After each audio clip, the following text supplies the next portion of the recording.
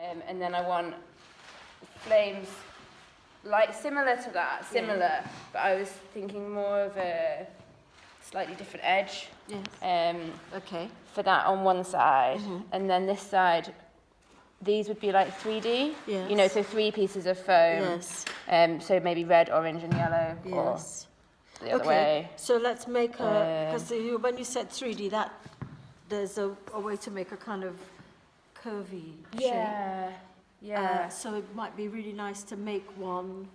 So today we need to make sure that you make enough that you go away and you're happy enough, but also so we know how much we're going to need. That's it. So I want to make at least one of these so that I know what these will look like.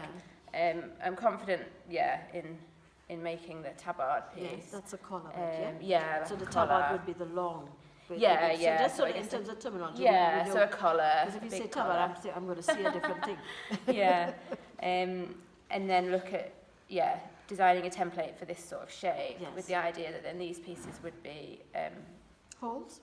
Either hole, I couldn't decide. I was thinking they could be holes. Or they could be like we've done. Or they could be like you've done, coloured in. I think a stencil makes more sense. I think that would look nice. So I'm imagining this is yellow and these is red or orange, something like that. Yeah. And then the collar being like a blending the colours so the kids can blend. So maybe red at the bottom, blending up to yellow. Okay, and what's happening lower down, the waist and the head? So from what the email that Jasmine sent me last night, I think Karen's doing the headpieces with the children. So is she not working in different groups? Yes.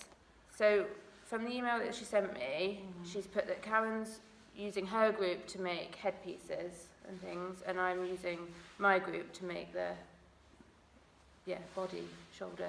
I think she put shoulder parts. But that still means we need one design. Because if her headpiece covers it doesn't match with that.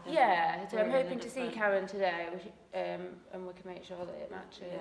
Okay. Because we'll be on the same theme, and from the pictures I've seen Karen put some pictures on Facebook last night of what she's designed. I think it will all fit together. Okay. So because I think we really, in one sense, maybe it's not the templates we need, it's the thing.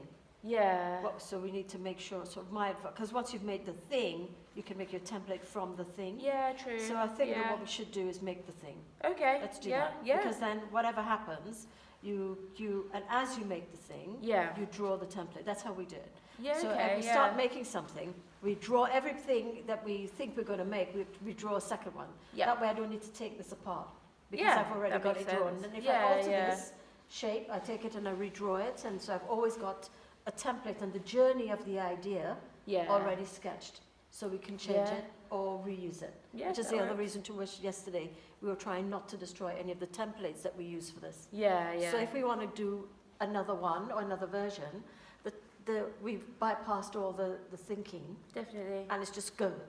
So actually, what will take us 3 days to do next time will take us 1 day to do the same thing. So that's where I think we should go. That's what I'm imagining, and then I'm sort of imagining that they'd have like sort of a cuff on their wrist as well, which is fairly straightforward.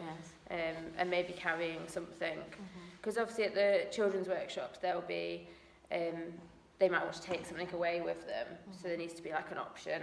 You can either leave it or you can take it, and I thought making something like this that they'd carry on a stick as they go through is something they can either take away or something they can that leave. Can just be, and that can be a range of very easy flinches which they can draw and cut themselves, and whatever it is. That's it. I would think that it might be that if we do the takeaway stuff, we might choose to go down and do it in paper, because it would be a lot cheaper, quicker. All the health and safety issues don't exist because you could use Pritt stick to stick. Or to do everything with Pritt stick, and all that becomes a different idea.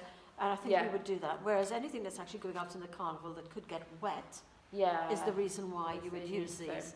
So you use the other material. So you break the wood, but it will be the same templates. It's just that what they actually physically use to make it with is different. Okay. Okay. So So what am I doing first today? Am I drawing it out on here first, on the blue? Well, in order to make it, you need to draw it. So I'm going to draw it out on there. So what we need to do is to make a decision about what exactly we're going to do. You could actually make it first in this. Yeah. Because then you can check the shape and you can decide. And that'll act as my template so then. whatever. Yes.